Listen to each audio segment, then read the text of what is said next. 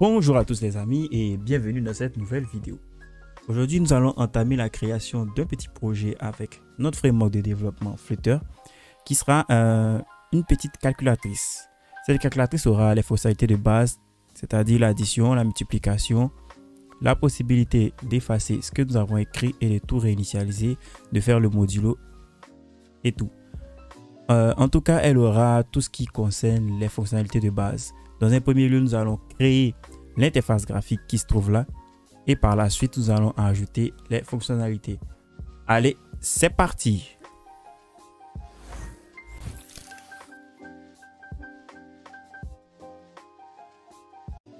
Ok, nous allons maintenant entamer la création de notre petite application de calculatrice. Donc, je mets l'émulateur sur le côté, je ferme tout et nous allons créer un nouveau projet Flutter que nous allons appeler calculatrice.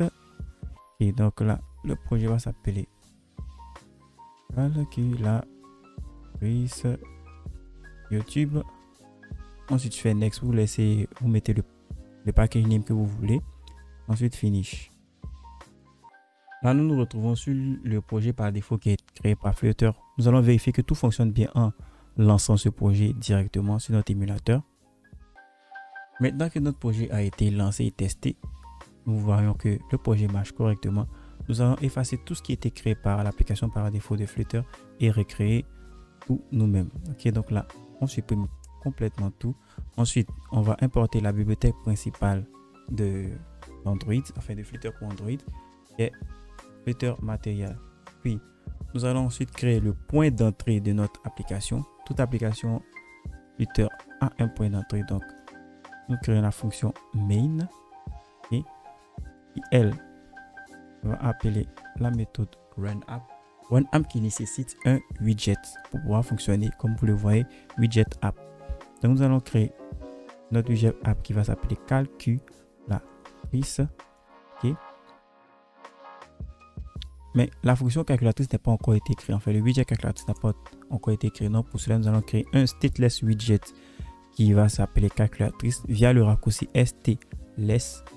Okay. Donc là, nous avons un stateless widget qui est créé, calculatrice. Là, ce widget lui retourne un container, mais c'est pas ce qu'on veut. Nous allons retourner une material app. Et ensuite, dans cette material app, nous allons définir différentes propriétés, dont le titre qui sera calculatrice. Ensuite, le thème qui sera thème data.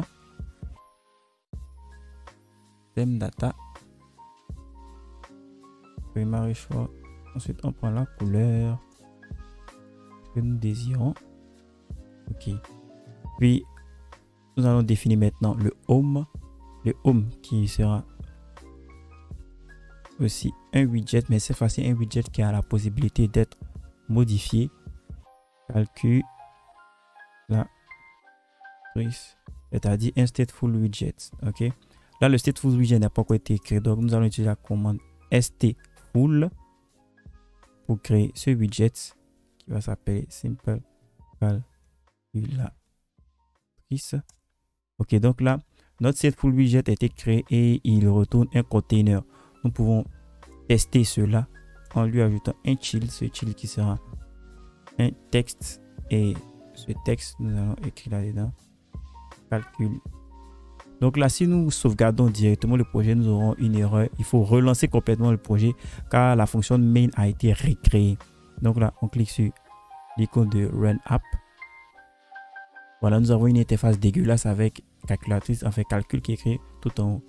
Et là, c'est pas vraiment ce qu'on veut. Donc, nous allons, au lieu de retourner un container, nous allons plutôt retourner un scaffold. Et ce scaffold, à l'intérieur du scaffold, nous allons définir les différentes propriétés de notre application. Notamment, en commençant par l'app bar. La barre, ok. La barre nous permet de donner un titre à notre application. Qui sera un texte. Et dans ce texte, nous allons écrire calculatrice. Ensuite, nous allons centrer ce texte. Là-bas, c'était ici. Donc, center title true. Et on sauvegarde. Voilà ce qu'on aura. Nous avons une belle application, une belle interface avec écrit en haut calculatrice. OK? Donc, maintenant que notre app a été créée, nous allons ajouter les propriétés supplémentaires du scaffold, notamment le body. Le body ici sera un widget. Le widget principal, mais qui va contenir tous les éléments de notre application. OK? Donc, ce widget sera une colonne. Pourquoi une colonne? Parce que tous les éléments de notre application vont se ranger les uns sous les autres. Donc là, nous allons choisir une colonne. À cette colonne, nous allons ajouter les enfants de la colonne. Le premier enfant sera un container. Ce container sera pour définir la ligne où va être écrit l'équation. Et la deuxième ligne, ce sera la ligne où sera écrit le résultat. OK? Donc là,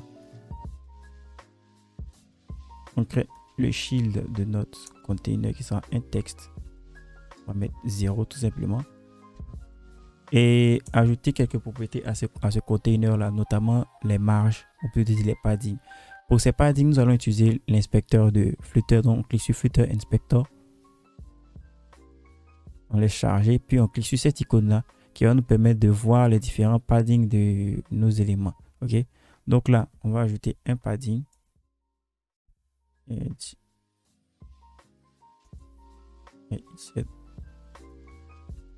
Donc le padding left, c'est-à-dire la gauche, nous allons prendre 20, ensuite en haut 10, à droite 10 et en bas 0. Voilà. Ensuite, pour avoir un texte vraiment beaucoup plus visible, parce que si je sauvegarde, si je fais CTRL S que je sauvegarde, on va se rendre compte que le texte est collé complètement ici et puis il est tout petit. Donc vu que le texte est collé complètement ici, nous allons mettre tous les éléments de notre container complètement à droite. Donc pour cela, nous allons ajouter deux nouvelles propriétés. C'est-à-dire une propriété à notre container qui sera l'alignement. Donc l'alignement sera alignment.centerRight. Donc voilà, tous les éléments vont se mettre complètement à droite. Le texte est tout petit, donc on va essayer d'augmenter un peu. Pour cela, nous allons définir un style. Notre texte, text style. Dans ce text style, nous allons définir la taille de la police, donc font size, et on va choisir 35. Voilà, au pif. OK. Donc 35, c'est bon. Je trouve que c'est bon. Nous allons répéter cette ligne. Simplement, on va la dupliquer. Donc CTRL C, CTRL V ou CTRL D directement si vous êtes dans Android Studio pour dupliquer. Si vous êtes dans VS Code, vous faites CTRL C, vous venez en bas, faites CTRL V. OK. Donc là, on duplique notre ligne. Ensuite, on va modifier légèrement le padding à droite. Voilà, tout simplement pour avoir un chiffre qui commence, qui est juste un peu plus décalé, c'est tout. Donc voilà, nous sommes bons. Nous avons créé les deux premières lignes de notre application. Ensuite, nous allons ajouter un widget assez spécial dans Flutter qui est le widget Expanded, qui permet de prendre toute la place restante en fait. Voilà. Et ce widget va contenir un diviseur qui est juste un élément graphique pour marquer une ligne, une division. Ensuite, nous allons ajouter la ligne qui va contenir donc une row qui va contenir les différents éléments de notre les différents boutons de notre calculatrice. OK. Donc cette row va contenir quoi? Donc, nous allons définir son alignement. Le main axis alignment qui sera alignment entre tous les éléments. Ensuite, que tous les éléments sont centrés. Nous allons lui ajouter donc, ses enfants, ses children. Le premier children sera, peut-être le seul children, mais sera une table. C'est elle qui va nous permettre de créer cette grille pour les touches de notre application. Donc là, il faut aussi un children. Et le children d'une table, c'est une table row, une ligne de tableau. Donc cette table row va contenir dans laquelle va se trouver elle aussi. Elle aura des children. Les children seront nos boutons. Donc là, on peut créer directement un material button. ce matériel bouton, nous allons mettre nul pour la fonction onPress, qui est l'action qui sera effectuée lorsqu'on va appuyer sur le bouton. On met la virgule. Ensuite, les différents éléments de notre bouton, notamment le child, son enfant, qui sera un texte.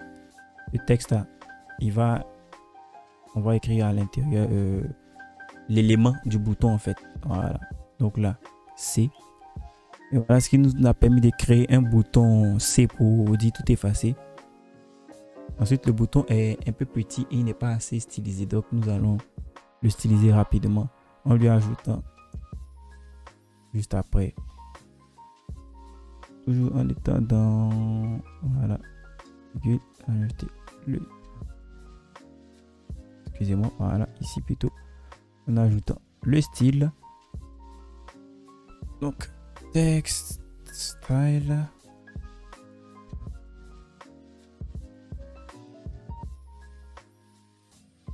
Donc là, nous allons choisir la couleur rouge pour le bouton qui est là. Ensuite, voilà, je pense que là, c'est bon. Donc, on crée maintenant les différents... Nous avons créé une ligne pour notre bouton. Si nous voulons ajouter une couleur par-dessus, c'est-à-dire avoir un bouton peut-être qui sera rouge ou bien bleu, là, on peut faire d'abord Alt-Entrée ici et puis faire Wrap avec un container et choisir une couleur à ce container là. Donc tout simplement là, colors, on choisit colors, un exemple très simple, point blue. Donc là, ça va nous permettre de créer un bouton qui sera complètement qui sera bleu, mais on va le faire par la suite. Ok, donc là on s'en fout un peu de ce container là, on va garder notre matériel bouton. Ensuite, dupliquer ce bouton 4 fois pour avoir différents éléments, pour avoir nos 4 boutons. Ok. Ok, donc là, on se rend compte que notre bouton prend en fait toute la largeur de notre application, ce qui n'est pas intéressant. Du coup, nous n'avons pas la possibilité de voir les autres boutons. Ok, donc pour cela, pour remédier à ce problème, nous allons simplement mettre notre bouton à l'intérieur d'un widget.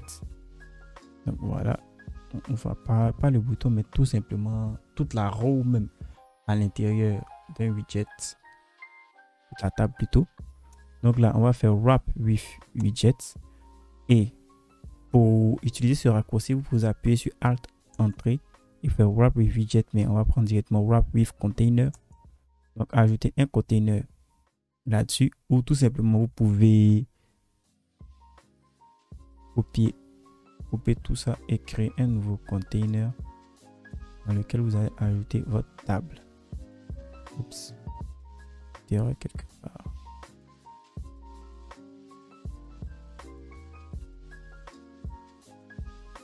Dans lequel vous ajoutez votre table tout simplement. Ok, maintenant le container, nous allons définir la taille de ce container, ou plutôt dire la largeur de ce container là. Donc pour ne pas qu'il puisse prendre toute la, pour ne pas qu'un bouton puisse prendre toute la largeur, on va définir une taille précise. Donc là, on va prendre media query .of text size et la size c'est 8. Donc le container va prendre toute la taille. Et voilà, on se rend compte que les 4 boutons, lorsqu'on sauvegarde, les 4 boutons apparaissent automatiquement. Ok, donc là, on va créer maintenant toutes les lignes avec ça. Hein. Donc, on va ajouter le modulo. Et ensuite, pour les boutons effacer et les différents signes d'une calculatrice, vous pouvez utiliser un site très simple. Je vais mettre le site en description. Ok, donc vous allez sur ce site là,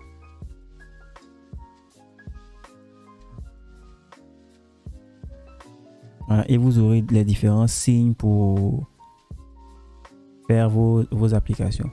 On est bon. Donc là, moi qu'est-ce que je vais faire? Je vais ajouter les différents signes nécessaires Après le C, je vais mettre le supprimer. Ensuite, le modulo. Et pour terminer, le signe de la division. Okay, donc là, nous avons notre première ligne de bouton. Vous pouvez désactiver le Flutter Outline.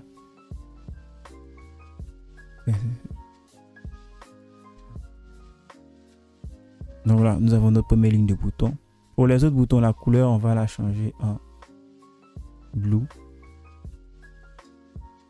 Blue. Et blue, ok. Pour ne pas répéter la création de ce bouton, de ces boutons, enfin, manuellement, nous allons créer un widget, une fonction, un widget plutôt, qui va générer nos boutons de façon plus intéressante. Ok, donc là, on va se mettre ici juste au début de notre calculatrice là et créer un nouveau widget. Le widget va s'appeler, on va l'appeler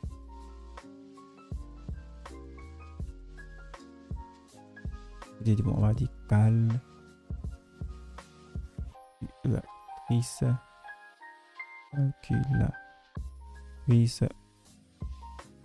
button. Ensuite, il aura quelques petits paramètres, notamment le texte du bouton.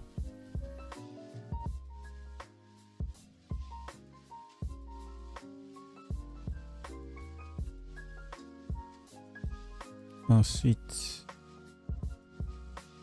la couleur du bouton.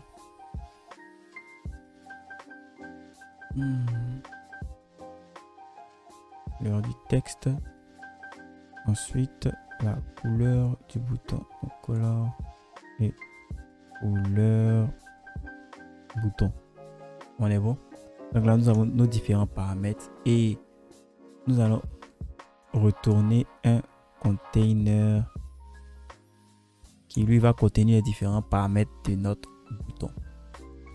Donc là, on va tout simplement copier un matériel bouton. Okay. Donc ce container, qu'est-ce qu'il va avoir comme propriété? D'abord une hauteur par défaut qui sera MediaQuery.off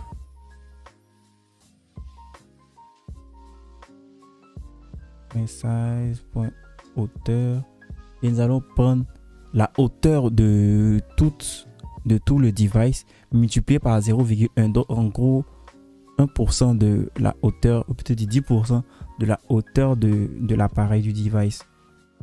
Donc multiplié par 0,1. Voilà.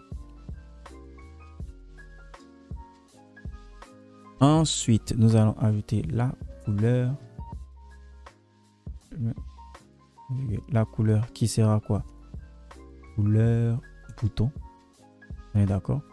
Puis le shield qui sera notre matériel bouton que nous avons récupéré de l'autre côté. Ok. Donc là, j'ajoute notre matériel bouton. Et là, la couleur qui est ici sera définie par couleur texte. Il y a un point virgule en trop. Enfin, une virgule en trop. Ok, je pense qu'on est presque bon.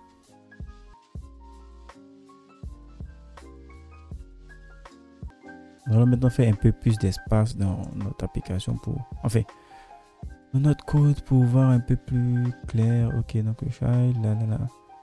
Ensuite, nous allons ajouter des nouvelles propriétés à notre bouton, notamment un padding sur tous les côtés de 16. Ok.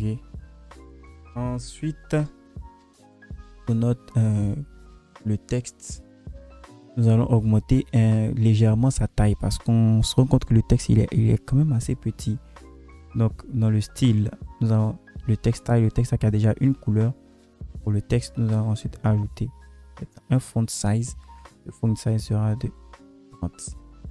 c'est tout simplement. Ensuite, la graisse de ce bouton là, donc le font weight. Donc on va prendre font weight point normal et on laisse comme ça. Je pense que ça devrait aller. Ok, donc nous avons un bouton qui est, on peut dire, paramétrable. Donc là, les paramètres du bouton seront le texte, la couleur et la couleur du texte et la couleur du bouton. Donc maintenant, nous allons utiliser ce widget calculatrice bouton pour générer nos différents boutons. Ok, donc le premier bouton sera remplacer le C. Il sera remplacé par notre nouveau widget. Donc d'abord le premier paramètre qui est le texte du bouton, donc là on met C. Ensuite le deuxième paramètre qui est la couleur du bouton, donc colors.white, et le troisième paramètre qui est la couleur du texte du bouton. J'ai inversé les deux paramètres, donc là c'est la couleur du texte plutôt, la couleur du texte qui était red accent et la couleur du texte du bouton qui est white. Donc voilà pour notre premier bouton. Si j'actualise, on se rend compte que c'est pareil qu'avant, mais il possède les différentes propriétés que nous avons ajoutées plus haut. Donc on va effacer tout ça et dupliquer ce bouton là. Oups.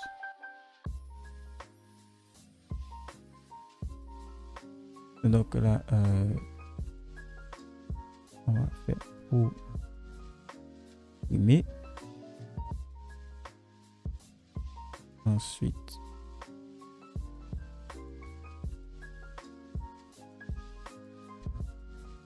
on colle à nouveau notre bouton, on ajoute son texte modulo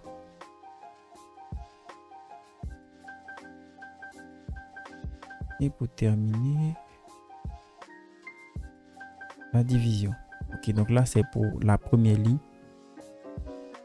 Là je vais peut-être faire une erreur quelque part. Donc lorsqu'on compte que notre texte est sorti CCC partout, tout simplement parce que lors de la création de notre fonction calculatrice bouton, nous n'allons pas définir la variable, enfin le texte ici par notre variable. Donc là on ajoute le texte bouton simplement, et lorsqu'on va actualiser, les boutons auront les paramètres voulus. Donc les couleurs, ça sera blue,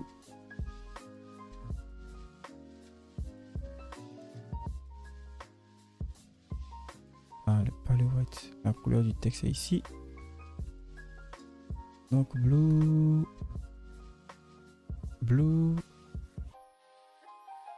et blue. Ok, donc maintenant on peut dupliquer cette row pour faire les autres boutons de notre application.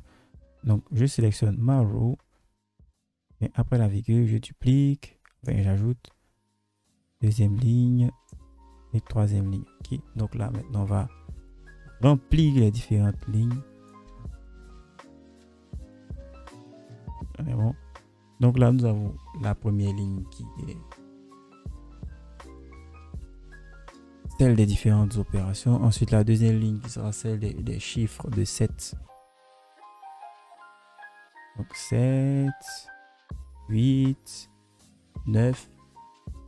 Ensuite le symbole de la multiplication. Donc on vient sur notre site et on cherche le symbole de la multiplication. Il se trouve ici. Donc là on fait copier puis coller du symbole de la multiplication. Ok, ensuite on continue. Là 4, 5, 6, 8. On va prendre le signe moins. Ensuite ici 1, 2, 3 et les signes plus. Et pour terminer, point 0, 0, 0 et égal. Okay, donc là, il suffit d'actualiser. Et voilà, nous avons notre interface graphique qui est complète. Oups, là j'ai mis encore le plus au lieu de mettre égal. Ok, voilà. Donc maintenant nous allons styliser un peu le bouton égal, tout simplement en changeant la couleur du bouton par bleu et la couleur du texte par blanc.